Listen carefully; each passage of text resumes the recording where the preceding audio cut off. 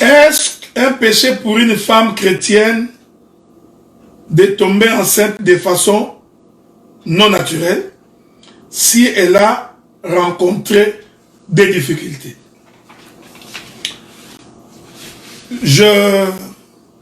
Cette question, elle est délicate. Elle est très, très délicate. Là, je crois vous parler de la fécondation in vitro. Si c'est pour des raisons médicales, je dis bien. Parce que vous savez, un jour, l'Éternel guérit un aveugle.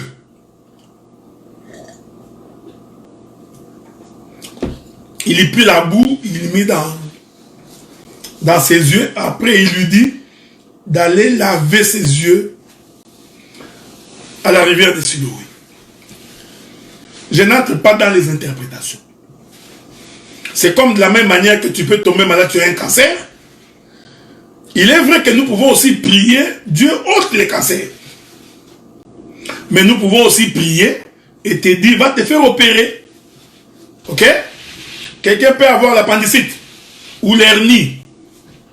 Nous pouvons aussi prier, Dieu est capable. L'appendicite est ôtée ou l'hernie est ôtée. Mais nous pouvons aussi prier et ensuite tu vas voir un médecin.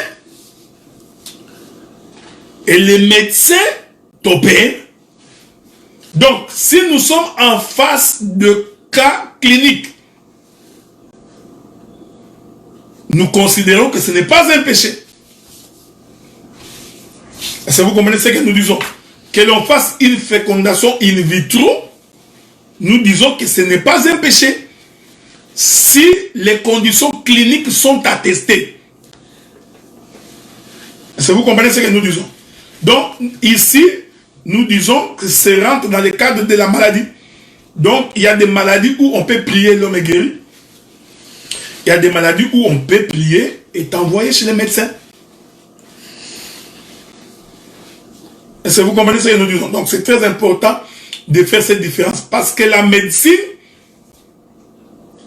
Dieu a aussi donné cette intelligence-là pour que certaines maladies, que les gens soient guéris.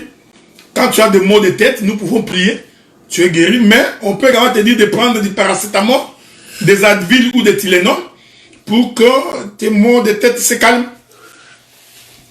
Donc, je considère que quand il est question que les conditions médicales et cliniques attestées, on peut procéder par une fécondation in vitro. Il n'y a pas de péché en cela. Ici, je voudrais encore préciser que je parle aux enfants de Dieu, aux fils dans la maison d'Abraham. Je ne parle pas des païens, parce que je vois qu'il y a beaucoup de questions sur les païens. Beaucoup trop de questions. Je parle pour les enfants de Dieu. Toi